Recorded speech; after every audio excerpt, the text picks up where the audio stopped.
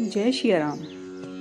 तुलसीदास जी सत्य कहते हैं कि होनहार बड़ी बलवान होती है। जब राजा सो गए तब तपस्वी राजा अपने मित्र राक्षस को देखकर प्रसन्नता पूर्वक उठकर सुखपूर्वक मिला।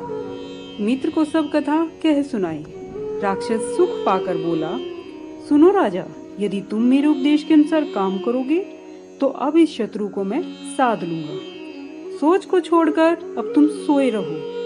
और विधाता ने अब बिना औषधि के ही व्याधि को नष्ट कर दिया है। कुल सहित शत्रु को जड़ से नष्ट करके चौथे दिन आकर मैं आपसे मिलूंगा। तपस्वी राजा को संतोष देकर वह बड़ा कपटी और महाक्रोधी राक्षस चला गया। प्रताप भानु को घोड़े सहित सोते ही घर पर पहुंचा दिया। राजा को रानी के पास शयन कराकर घोड़े को घुड़साल में बांध दिया। फिर राजा के पुरोहित को हर करके ले गया और पर्वत की गुफा में ले जाकर अपनी माया से उसकी बुद्धि को भ्रम में डाल दिया। आप पुरोहित का रूप बनाकर उसकी सुंदर सेज पर जाके सो गया। सवेरा होने से पहले ही राजा जाग पड़ा और अपनी महल में देखकर अपने आप को अचरज माना। मुनि की महिमा का स्मरण कर राजा चुपचाप उठा, जिसने रानी को भी पता नहीं चलने दिया। उसी घोड़े पर चढ़कर वह वन को चला गया। नगर के किसी नर नारी को भी नहीं पता चला। दोपहर होने पर राजा वापिस आ गया। तब घर घर उत्सव हुआ, आनंद बधाई बजने लगी। पुरोहित को जब राजा ने देखा तो चकित होकर देखने लगा। उसी काम का स्मरण हो आया। राजा को 3 दिन 3 युग के समान बीते। कपटी मुनि के चरणों में मति लीन रही। समय जानकर पुरोहित रूपी राक्षस आया और एकांत में ले जाकर सब बातें कहकर समझा दी। राजा गुरु को पहचान कर प्रसन्न हुआ। भ्रमवश कुछ ज्ञान न रहा, परंतु 1 लाख ब्राह्मणों को सहकुटुंब न्योता दे दिया। पुरोहितों ने 6 रस के 4 प्रकार के भोजन, जैसा कि सूप शास्त्र में कहे हैं, बनाए। अपनी राक्षसी माया से अग्नि रसोई तैयार कर दी।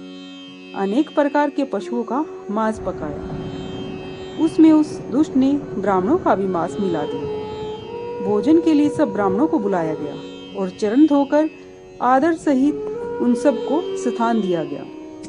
लेकिन जैसे ही राजा भोजन को परोसने लगा तो आकाश से बहुत ही बड़ी भविष्यवाणी हुई, हे ब्राह्मणों, तुम सब उठकर घर जाओ। यह अन्न मत खाना, क्योंकि इसके खाने से बड़ी हानि होगी। इसमें ब्राह्मणों का मांस मिला हुआ है। यह सुन विश्वास मानकर सब ब्राह्मण उठ खड़े हुए। राजा घबरा गया।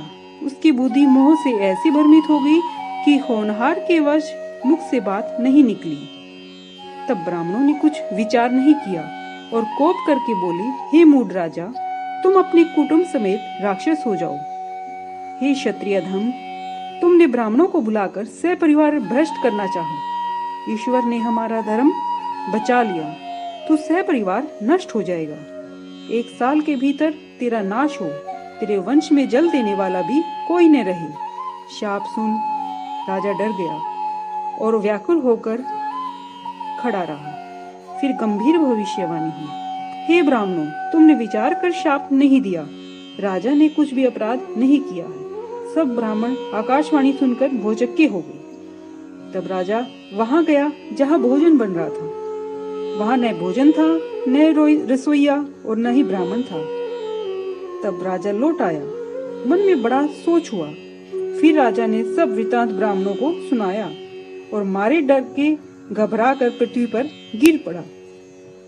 हे राजन, होनहार नहीं मिटती, यद्यपि तुम्हारा अपराध नहीं है। ब्राह्मणों का महाघोर श्राप किसी के लिए अन्यथा नहीं हो सकता। ऐसा कहकर ब्राह्मण चले गए। जब यह समाचार नगर के लोगों ने सुना तो वे चिंता करने और देव को दोष देने लगे, जिसने हंस बनाते कौवा बना दिया। ऐसे धर्मात्मा राजा को राक्षस कर दिया। पुरोहित को घर पहुंचाकर असुर ने कपटी मुनि को सब हाल कह सुनाया। तब उस दुष्ट ने जहां तहां पत्र भेज दिए और अपनी अपनी सेना सजाकर सब राजा लोग उस राज्य पर चढ़ाई करने लगे। उन्होंने डंका बजाकर नगर को घेर लिया और अनेक प्रकार की नित्य लड़ाई होने लगी। सब योद्धा रण में जूझ गए।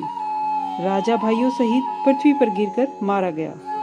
सत्यकेतु के वंश में कोई नहीं बचा। ब्राह्मणों का शाप कैसे असत्य हो सकता था। सब राजा शत्रु को जीतकर नगर फिर से बसाकर विजय और कीर्ति को पाकर अपने अपने नगर को चले गए। जय श्री राम।